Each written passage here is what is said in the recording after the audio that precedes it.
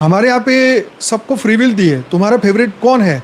हाँ, तुम्हारा राम है तो तुम साकेत लोक जाओ, या मोक्ष के मार्ग खुले हैं, या मोक्ष भी 4 प्रकार के बताए हैं। हाँ, तो मतलब आप महल लोक में या तप लोक में या आपको कहीं इधर उधर भटकने की जरूरत नहीं, सीधे अपने आराध्य के पास पहुँचो।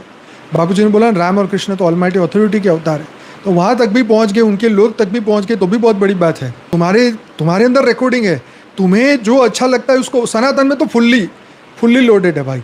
तुम्हें अगर तुम्हारा गुरु अच्छा लगता है तो तुम गुरु की पूजा करो तो भी चलेगा, क्योंकि उनका काम है फिर आगे आपको पहुंचाना। अभी तुम्हारे पास वो ज्ञान नहीं है, अभी आत्मस्वरूप नहीं बने, ब्रह्मस्वरूप नहीं बने, इसलिए आपको बेसिक ज्ञान दे के अपने लोक तक पहुंचाएंगे।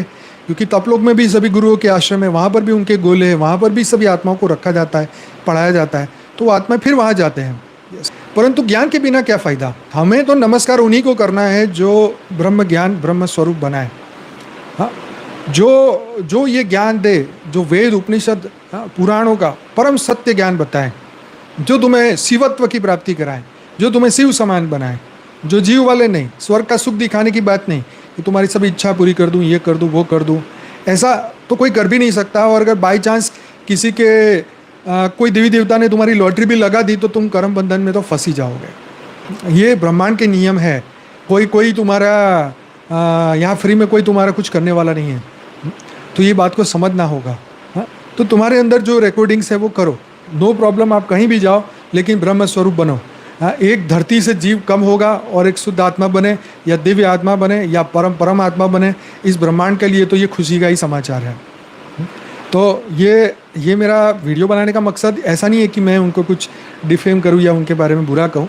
मैं सिर्फ एक फ़िलोसॉफ़ी समझा रहा हूँ और मैं बताना चाहता हूँ कि ये सूक्ष्म जगत में सबके केंद्र है।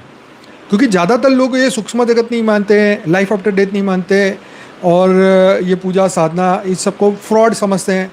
कई लोग रामकृष्ण को फ्रॉड समझते हैं, ऐसे भरे पड़े यूट्यूब में। मैं उनके लिए भी, और जो सनातनी पक्के हैं उनके लिए भी ये बताना चाहता हूँ।